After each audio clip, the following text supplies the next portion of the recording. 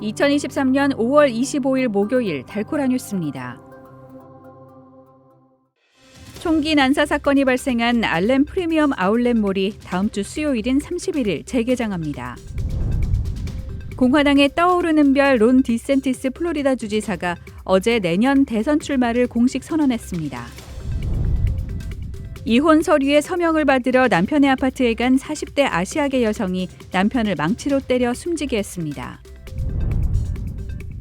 생성형 인공지능을 상용화하려는 각 기업들의 움직임이 골드러시에 비견되면서 엔비디아가 올 2분기 매출 전망치를 크게 올렸습니다.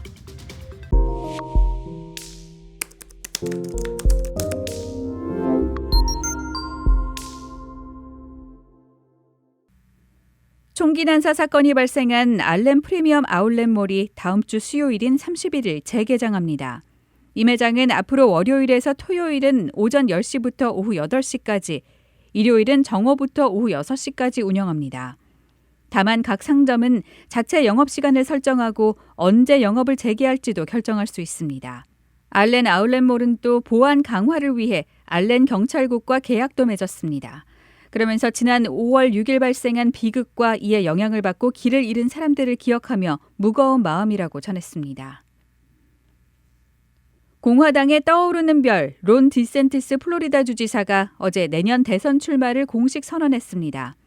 리틀 트럼프로 불리는 디센티스 주지사가 대선을 1년 5개월 앞두고 경선판에 뛰어들면서 공화당 대통령 후보 자리를 놓고 당내 치열한 경쟁을 예고했습니다. 특히 최근 여론조사에서 트럼프 전 대통령에 이어 당내 2위를 달리면서 앞으로 양강 구도를 형성하며 트럼프 전 대통령의 독주에 제동을 걸지 주목됩니다. 디센티스 주지사는 어제 출마 선언으로 트럼프 전 대통령과 니키 헤일리 전 유엔 대사, 공화당의 유일한 흑인 상원의원인 팀 스캇, 에사 허친슨 전 알칸소 주지사, 기업가 비벡 라마스와미 등과 당내 경쟁을 하게 됐습니다. 이혼 서류에 서명을 받으러 남편의 아파트에 찾아간 40대 아시아계 여성이 남편을 망치로 때려 숨지게 했습니다. 알링턴 경찰은 지난 23일 오후 6시쯤 스윗검 트레일에 위치한 한 아파트 단지에서 42세의 마이 트렌이라는 여성을 체포해 구금했다고 밝혔습니다. 경찰에 따르면 911에 전화해 사건을 직접 신고한 사람은 바로 트렌이었습니다. 현장에 출동한 경찰은 침실에서 숨진 45세의 남편을 발견했는데 남편의 이름은 공개되지 않았습니다. 또 이혼 서류에 서명을 받으러 들른 트렌이 남편을 망치로 공격한 이유 역시 알려지지 않았습니다. 현재 트렌은 알링턴시 구치소에 수감된 상태입니다. 생성형 인공지능을 상용화하려는 각 기업들의 움직임이 골드러시에 비견되면서 엔비디아가 올 2분기 매출 전망치를 크게 올렸습니다. 생성형 AI 경쟁의 승자는 엔비디아가 될 거라는 전망이 우세해지자 어제 시간 외 거래에서 주가가 대폭 올랐습니다. 엔비디아는 어제 이번 분기 매출이 110억 달러에 달할 거라고 밝혔습니다. 월가에서 집계한 시장 전망치 대비 50% 이상 높은 액수입니다.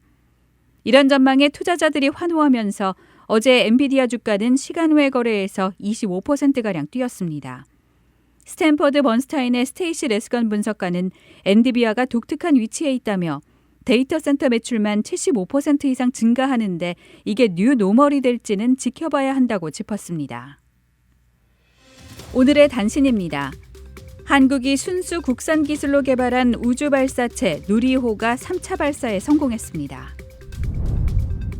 국회의원을 포함한 고위공직자의 가상자산 재산 신고를 의무화하는 이른바 김남국 방지법이 국회 본회의를 통과했습니다.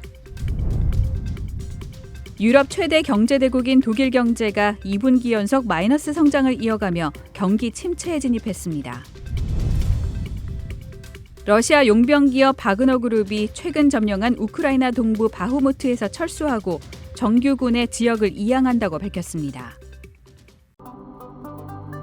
지금까지 5월 25일 목요일 달코라 뉴스의 소피아 싱이었습니다.